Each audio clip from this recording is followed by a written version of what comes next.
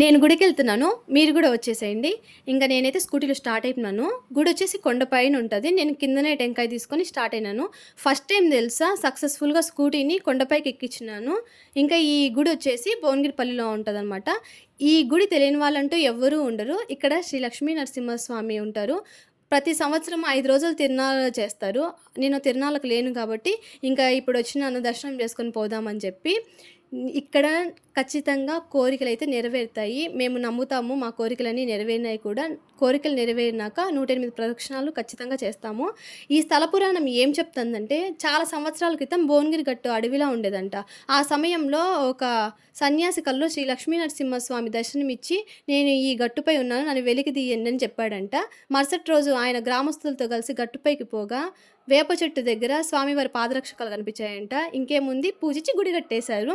అక్కడ కనిపిస్తుంది చూడండి. ఆ ఊరు మాదేనండి. మేమైతే అక్కడి నుంచి గుడికి నడుచుకుంటా వచ్చేవాళ్ళము. కానీ ఇప్పుడు చెట్లు ఉండడం వల్ల స్కూటీలోనో, ఆటోలోనో రావాల్సొస్తది. ఇక్కడ ప్రతి శనివారము అన్నదానం జరుగుతుంది. చాలామంది భక్తులొస్తారు ఈ గుడికి శనివారం అయితే. ప్రతిరోజు, ప్రతి శనివారం పూజలైతే చేస్తా ఉంటారు. ఇంక నేను మంచిగా మనస్ఫూర్తిగా దర్శనం చేసుకొని బయటకొచ్చేసినాను. ఇంక ప్రసాదం పెడితే తినేసి ఇంటికైతే స్టార్ట్ అయిపోయినాను.